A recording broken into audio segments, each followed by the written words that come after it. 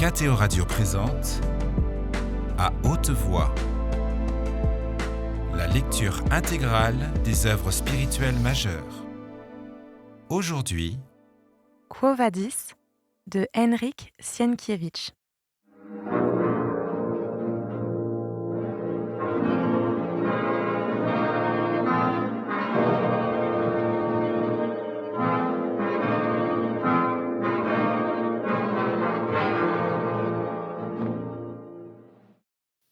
Vinicius, qui regardait ce qui se passait dans une totale indifférence, d'abord parce qu'il n'ignorait pas tous les méfaits du grec, et ensuite parce que son cœur ne connaissait pas la pitié, dit à ceux qui l'entouraient : « Enterrez-le dans le jardin, quelqu'un d'autre portera ma lettre. » Quilon crut entendre son arrêt de mort. Ses os commencèrent à craquer dans les mains terribles d'Ursus. De douleur, ses yeux s'embuèrent de larmes. « Au nom de votre Dieu, pitié !» criait-il. « Je suis chrétien, Pax Vobiscum, je suis chrétien. Et si vous ne me croyez pas, baptisez-moi encore une fois, encore 2 fois, encore 10 fois. Glaucus, c'est une erreur. Permettez-moi de parler, faites de moi un esclave. Ne me tuez pas, pitié !» Sa voix, s'étranglant de douleur, faiblissait de plus en plus quand, soudain, l'apôtre Pierre se leva de table. Pendant un moment, il branla sa tête blanche, la baissant sur sa poitrine, ferma les yeux, puis les ouvrit et dit au milieu du silence : « Le Sauveur nous a dit : si ton frère vient à pécher contre toi, reprends-le. Et s'il se repent, pardonne-lui. Et s'il pêche contre toi 7 fois le jour, et que 7 fois il revienne à toi disant : je me repens, tu lui pardonneras. » Après quoi, il se fit un silence encore plus grand. Glaucus, debout, se cachait le visage de ses mains.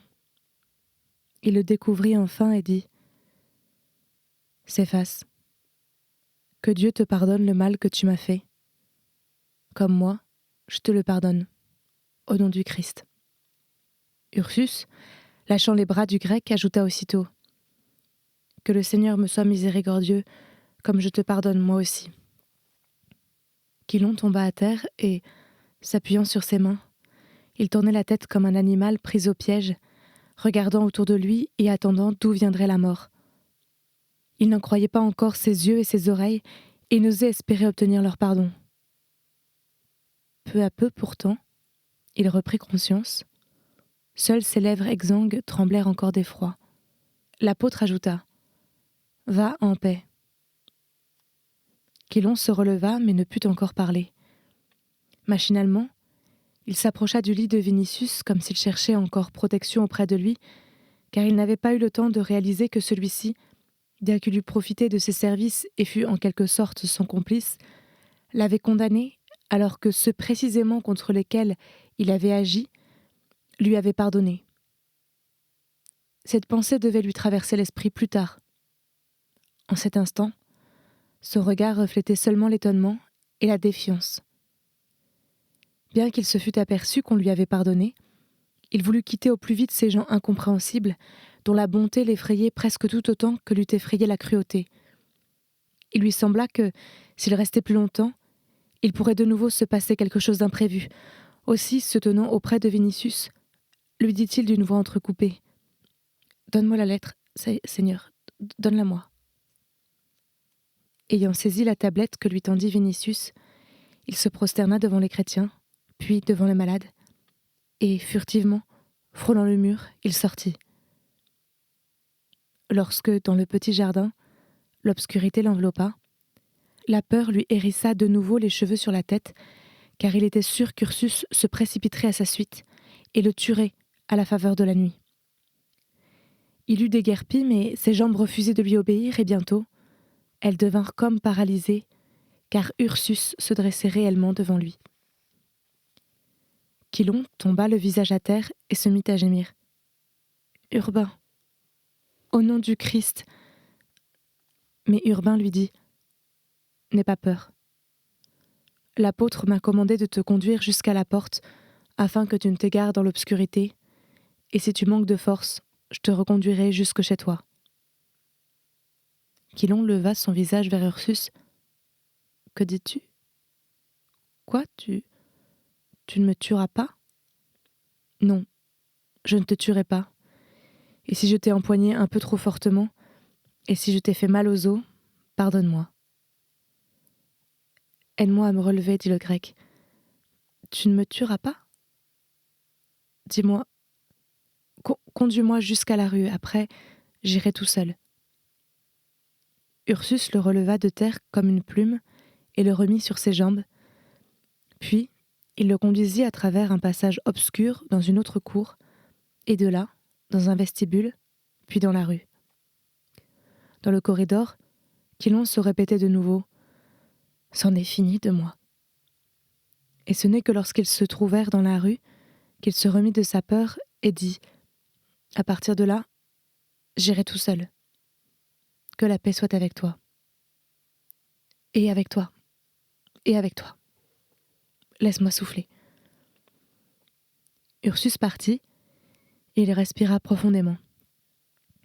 Il se tâta la taille et les hanches, comme s'il voulait se convaincre qu'il vivait bien, et il s'élança au pas de charge droit devant lui. Au bout d'une 50aine de pas, il s'arrêta soudain et se demanda « Mais enfin, pourquoi ne m'ont-ils pas tué ?» Et bien qu'il eût déjà discuté de l'enseignement chrétien avec Eurysus, et bien qu'il eût eu une conversation à ce sujet avec Ursus au bord du fleuve, et malgré tout ce qu'il avait entendu à l'Ostrianum, Quilon ne parvenait pas à trouver de réponse à cette question.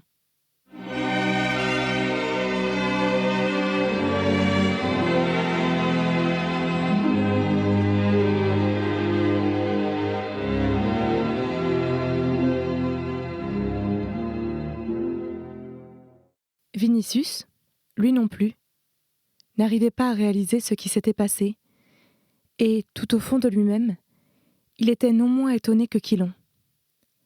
Car que ces mêmes gens l'eussent traité comme il l'avait fait, et qu'au lieu de se venger sur lui de son agression, ils eussent pansé ses blessures avec sollicitude, ils l'attribuaient en partie à la religion qu'il professait, beaucoup à l'Égie, et un peu à sa grande importance.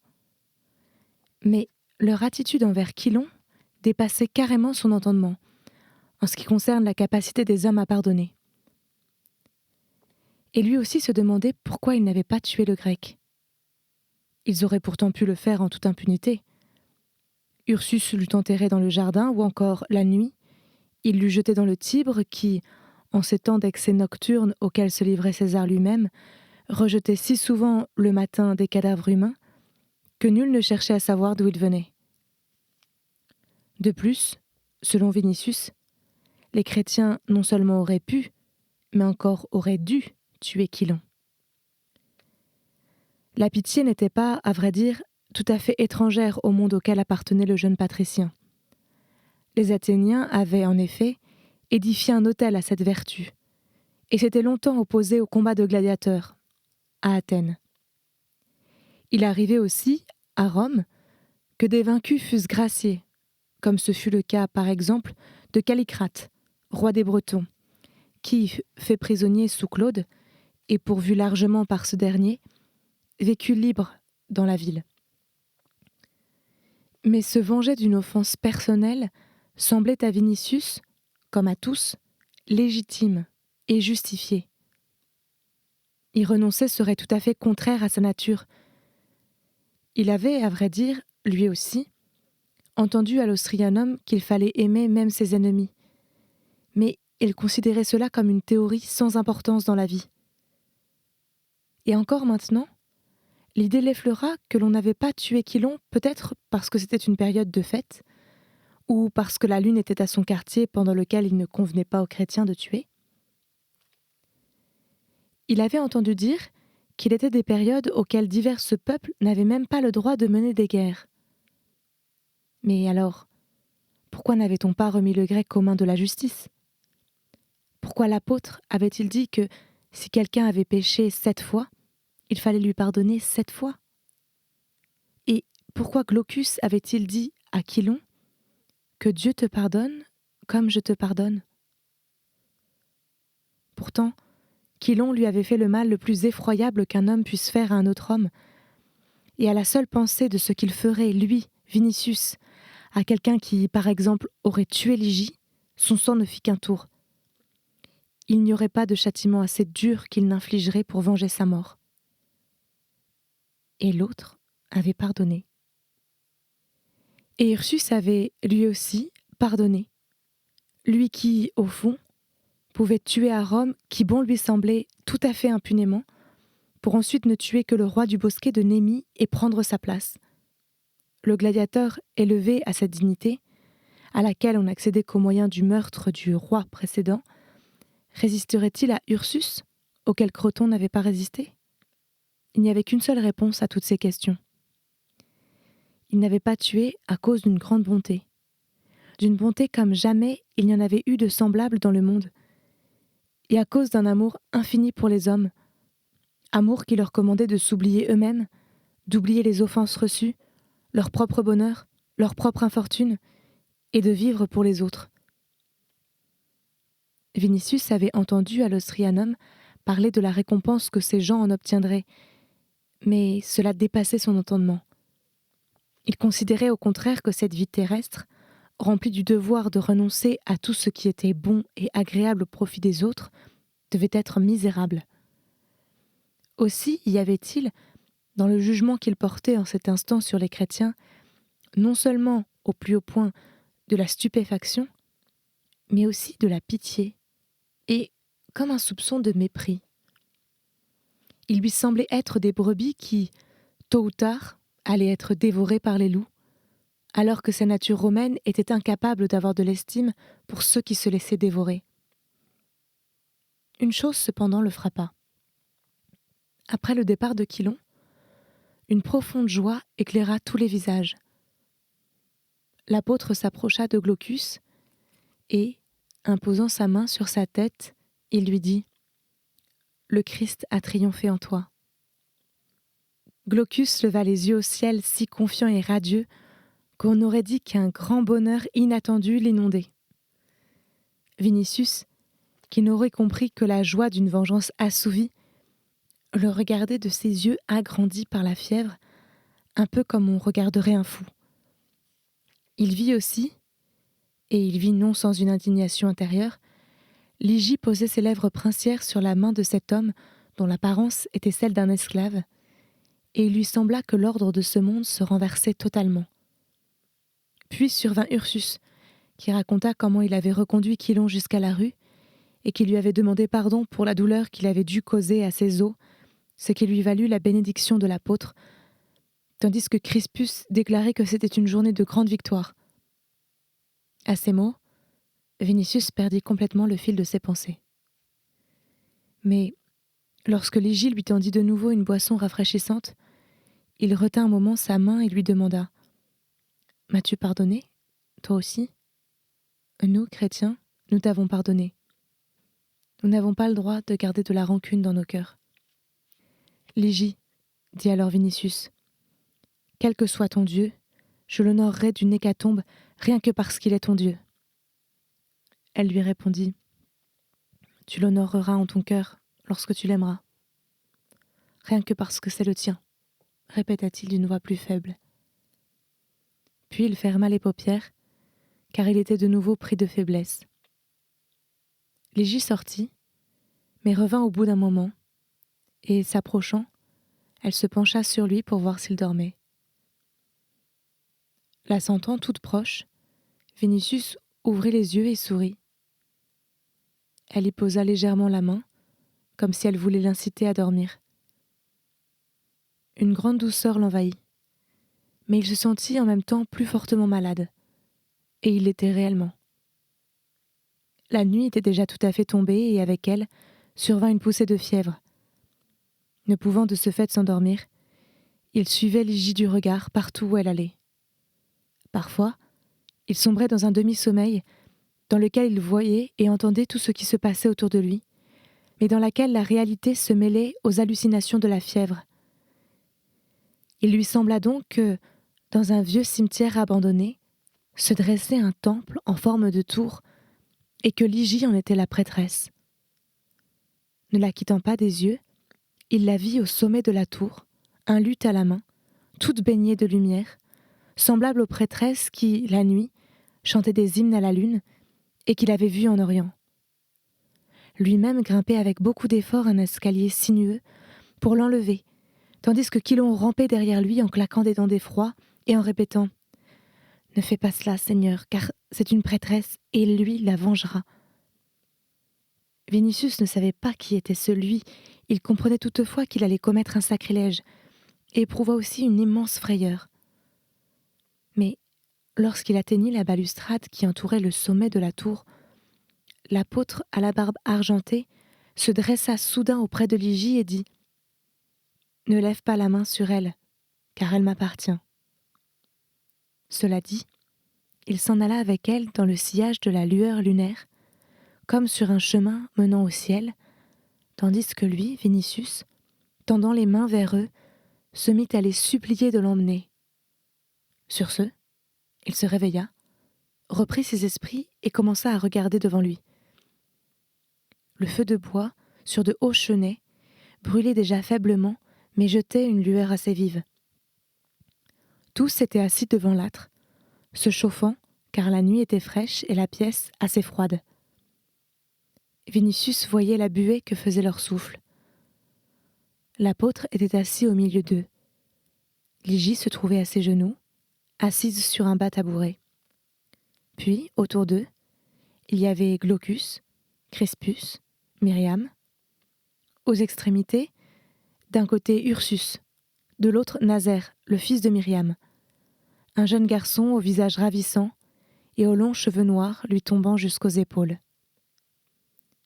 Ligie écoutait, les yeux fixés sur l'apôtre. Toutes les têtes étaient tournées vers lui, qui disait quelque chose à voix basse. Vinicius se mit à le dévisager avec une sorte de crainte superstitieuse, guère moins grande que la peur qu'il éprouva dans son rêve fiévreux. L'idée lui traversa l'esprit qu'il avait, dans sa fièvre, pressenti la vérité, et que ce véritable nouveau venu d'une lointaine contrée lui enlevait réellement Ligie et la menait quelque part sur des chemins inconnus. Il était de même certain que le vieillard parlait de lui, et peut-être leur conseillait-il d'éloigner Ligie de lui. Il lui semblait en effet impossible que quelqu'un puisse parler d'autre chose, aussi concentrant toute son attention, se mit-il à écouter les paroles de Pierre. Or il se trompait complètement, car l'apôtre parlait de nouveau du Christ. Ils ne vivent que par lui, se dit Vinicius. Le vieillard racontait comment on avait saisi le Christ. Des soldats et des serviteurs des prêtres étaient venus le capturer.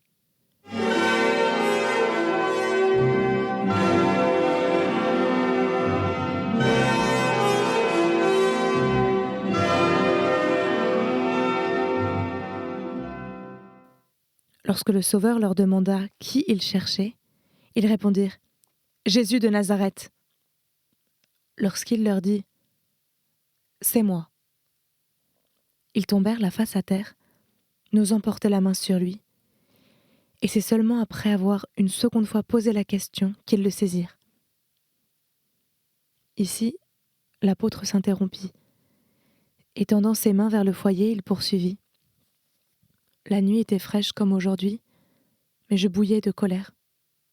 J'ai donc dégainé mon sabre pour le défendre, et j'ai coupé une oreille à un serviteur de l'archiprêtre. Je l'aurais défendu plus que ma propre vie s'il ne m'avait dit « Remets ton sabre dans son fourreau. Ne dois-je pas boire le calice que m'a donné mon père ?» C'est alors qu'on l'a saisi et ligoté. Après ces mots, il porta ses mains à son front et se tut, voulant maîtriser l'afflux de ses souvenirs avant de continuer son récit. Ursus, ne pouvant se contenir, se leva brusquement et, avec le tisonnier, attisa le feu dans l'âtre, provoquant une pluie d'étincelles d'or, puis il se rassit et s'écria « Il arriverait ce qu'il arriverait, mais je... » Il s'interrompit soudain, car Ligie avait posé un doigt sur ses lèvres. Il haleta seulement. On voyait cependant qu'il se révoltait en son âme et que, Bien que toujours prêt à baiser les pieds de l'apôtre, il ne pouvait, en son fort intérieur, approuver un tel comportement, car si l'on avait en sa présence porté la main sur le Sauveur, alors, cette nuit-là, il les aurait tous mis en pièces, les soldats, les serviteurs des prêtres et la valetaille. Ses yeux s'emplirent de larmes à cette seule pensée, autant de chagrin que de déchirement, car, d'une part, pensait-il, non seulement il eût défendu lui-même le Sauveur, mais encore il eût appelé à son aide les Lygiens, intrépides gaillards. Mais d'autre part, s'il eût fait cela, il eût désobéi au Sauveur et eût empêché le rachat du monde. C'est bien pour cela qu'il ne put refouler ses larmes. Au bout d'un moment, Pierre, ayant ôté ses mains de son front, continua son récit tandis que Vinicius retombait dans un demi-sommeil fiévreux. Ce qu'il venait d'entendre se mêla avec ce que l'apôtre avait dit la nuit précédente à l'Ostrianum au sujet de l'apparition du Christ sur le bord du lac de Tibériade.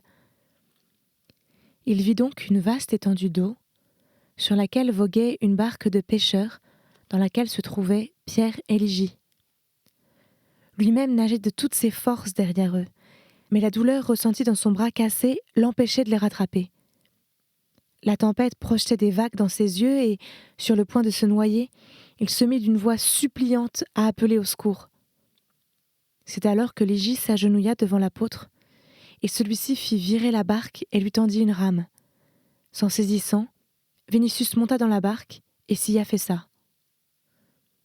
Puis, il lui sembla s'être relevé et voir une multitude de gens qui suivaient la barque à la nage. Les vagues leur recouvraient la tête d'écume. Seules les mains de certains émergeaient encore du tourbillon des eaux, mais Pierre les sauvait un à un et les emmenait dans sa barque qui s'élargissait comme par enchantement. Bientôt, elle s'emplit d'une foule aussi grande que celle qui s'était rassemblée à l'Ostrianum, puis encore plus grande. Vinicius s'étonna que la barque pût contenir tant de monde et prit peur qu'elle ne sombrât. Lygie, cependant, le rassura et lui montra une lumière sur la rive lointaine vers laquelle il voguait. Ici, le rêve de Vinicius se mêla de nouveau avec ce qu'il avait entendu à l'Ostrianum de la bouche de l'apôtre au sujet de l'apparition du Christ au bord du lac. Il voyait maintenant dans cette lumière, sur la rive, la figure vers laquelle Pierre se dirigeait. À mesure qu'il s'en rapprochait, le temps se calmait, les eaux s'apaisaient et la lumière s'avivait. La foule entonna un hymne plein de douceur, l'air embauma le nard, l'eau miroita aux couleurs de l'arc-en-ciel comme si, du fond, des lys et des roses projetaient leurs couleurs. Enfin, la barque toucha légèrement de son flanc le sable de la grève. Lygie le prit alors par la main et lui dit « Viens, je te conduirai. » Et elle le mena vers la lumière. Vinicius se réveilla de nouveau, mais ses rêves se dissipaient lentement, et il ne reprit pas tout de suite conscience de la réalité. Il lui sembla encore pendant quelque temps qu'il se trouvait au bord d'un lac et que l'entourait une foule dans laquelle, sans savoir pourquoi, il se mit à chercher Pétrone et il s'étonna de ne pouvoir le retrouver. La lumière vive du feu, dans la cheminée devant laquelle il n'y avait plus personne, lui rendit toute sa lucidité. Les tisons d'olivier se consumaient paresseusement sous leurs cendres roses, alors que les bûches de pin, que l'on avait visiblement encore ajoutées sur les chenets, pétillaient en projetant une flamme claire, et Vinicius vit dans cette clarté Lygie, assise non loin de son lit. Sa vue l'émut jusqu'au plus profond de son âme. Il se souvint qu'elle avait passé la nuit dernière à l'Ostrianum, et pourtant, elle s'était affairée toute la journée auprès de lui, et maintenant que tous étaient allés se reposer, elle seule veillait à son chevet. Il était facile de deviner qu'elle devait être lasse, car, immobile sur sa chaise, elle avait les yeux fermés. Vinicius ne savait pas si elle dormait ou si elle était absorbée dans ses pensées. Il regardait son profil, ses cils baissés, ses mains croisées sur ses genoux et, dans sa tête païenne, commença à poindre avec peine l'idée qu'il pouvait y avoir dans le monde, à côté de la beauté grecque et romaine, nue, sûre d'elle-même et fière de ses formes, une autre beauté, nouvelle, immensément pure, dans laquelle résidait une âme. Il n'arrivait pas à la qualifier de chrétienne. Pourtant, en pensant à Ligie, il ne pouvait séparer cette beauté de la religion que la jeune fille professait. Il comprenait même que, si tout s'était allé se reposer alors que seule Ligie, elle à laquelle il avait fait du mal, veillait sur lui, c'était bien parce que cette religion le lui commandait. Pourtant, cette pensée qui l'emplissait d'admiration pour l'enseignement chrétien lui était en même temps désagréable. Il eût préféré que Ligie le fît par amour pour lui, pour son visage, ses yeux, son corps sculptural, en un mot, pour toutes les raisons pour lesquelles, tant de fois, de jeunes beautés grecques et romaines s'étaient jetées à son cou. Soudain, il sentit néanmoins que, si Ligie eût été comme les autres femmes, il en eût éprouvé déjà de la déception. Il s'en étonna, ne sachant lui-même ce qui se passait en son cœur, car il s'apercevait que naissaient en lui de nouveaux sentiments et de nouveaux goûts, étrangers au monde dans lequel il avait vécu jusqu'alors. Ligie ouvrit les yeux et, voyant que Vinicius la regardait, elle s'approcha de lui et lui dit « Je suis auprès de toi ». Et lui répondit « J'ai vu ton âme, en rêve ». C'était À haute voix, une émission de KTO Radio. Aujourd'hui, Quo Vadis. Lecture, Marie Rambaud. Captation et réalisation, Gustave Schlicht et Thibaut Dagalier. Une émission disponible en podcast sur ktoradio.com ou sur l'application KTO Radio.